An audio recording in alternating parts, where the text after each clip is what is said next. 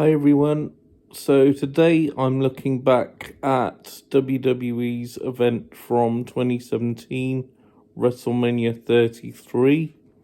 I was actually there for this event, so once I've reviewed the matches and given you some of my memories from the event, I'll include some photos at the end of some of the superstars that I met while I was over there, while I was based at Disney World, and I'll save the biggest one till last.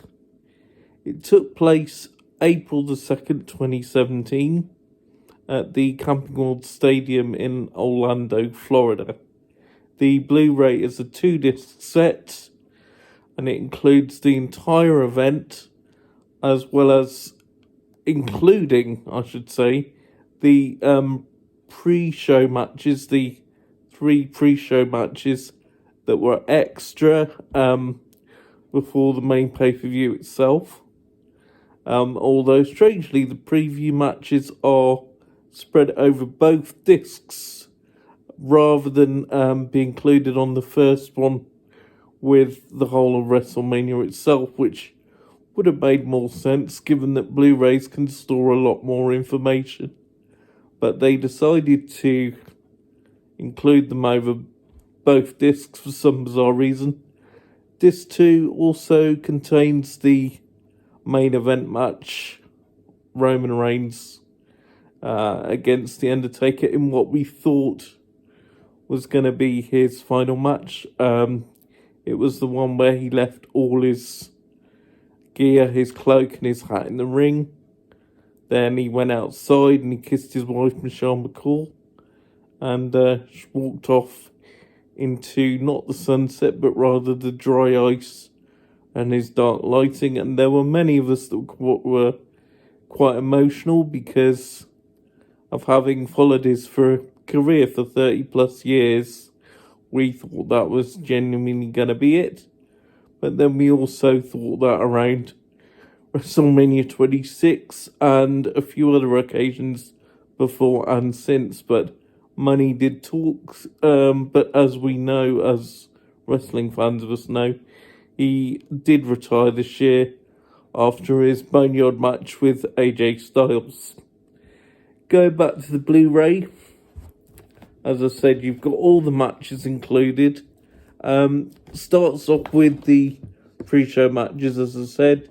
There's Baron Corbin against Dean Ambrose, or as he now is, Jon Moxley in All Elite Wrestling. You've got Neville. You've got the Andre the Giant Memorial Battle Royal. And then you start the matches themselves. My personal favourite matches in the events have to be AJ Styles against Shane McMahon, one of the early matches in the event. Goldberg, his match with Triple H, where Stephanie got put through a table. That was unbelievable. Obviously, the Undertaker match as well didn't turn out the way we wanted, obviously, as well as thinking it was a retirement, but we didn't realise at the time the extent of the injuries that the Undertaker was carrying. So he was kind of lucky to get through the match that he did in the way that he did. But it could have been a lot better. I know Mark himself at the time was not very happy with the quality of the match, but he did as best as he could. The Andre the Giant Memorial Battle Royal, for me, is unnecessary. You have a trophy, but it doesn't really serve any purpose, and they've never really done anything with it, in truth. So it's a bit of a pointless event, and I'm surprised they still keep it on there, and why they didn't just leave the Money in the Bank ladder match on WrestleMania rather than moving it to his own event. Those were probably the standout matches for me.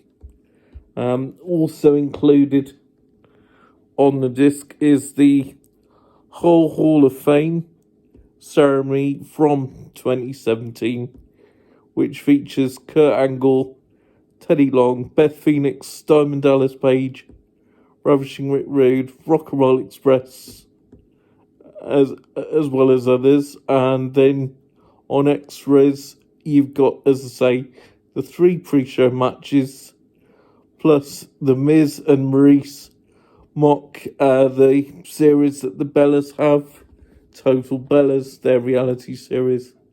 They rip the hell out of that. So those are the extras. The running time is over 9.5 hours. If you were able to watch the pre-show event in its entirety, you may have even seen myself in the crowd at some point. So I was actually on camera a few times, and I did do a bit of video filming on Facebook Live at the time, and some of my friends back here in the UK spotted me on camera at the same time that I was filming, ironically myself, so that was quite cool. Overall, as an event at the time, it meant a lot more because of obviously being there. Looking back now as a souvenir, the set is okay. Looking back at the matches again, although some of the matches, looking back now, probably weren't as good as I thought they were. The thing is, of course, when you're at a live event, you are caught up in the hype and the atmosphere and everything else. But the matches that I've mentioned were certainly standouts. And I used it as part of a 2-week trip, being based at Disney World and doing the whole Disney World thing at the same time. Overall, is it worth it as a purchase? It really depends how much you're into WWE, especially the WrestleMania events. I don't think overall it was one of the standout WrestleManias, but certainly higher for me in terms of the fact that I actually went there and I experienced the whole thing, because as a wrestling fan, going to WrestleMania is one of those things that we all like to tick off our bucket list. Blu Ray overall, do I think it's good value? Well, as I say, it's partly down to the matches. I will give it a reasonable 4 out of 5 for the Blu Ray itself. There is a lot of stuff to be enjoyed on there, and as I say, it does bring a lot of memories for me.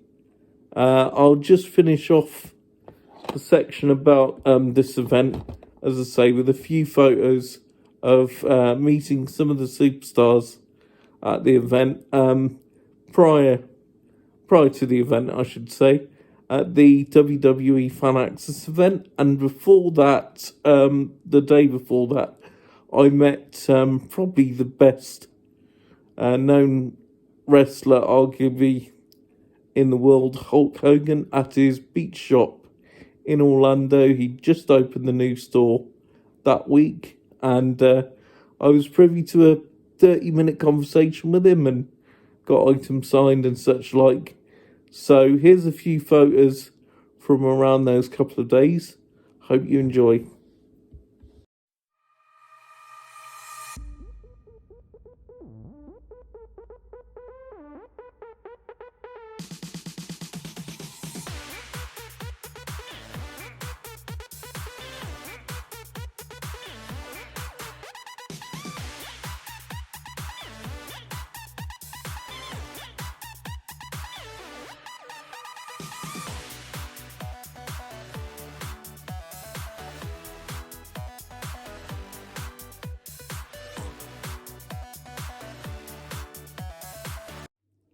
Next time, guys, it's over to you as I start going through video reviews for stuff that you've requested. So keep an eye out for that. The first one will be the box set of the Carry On films.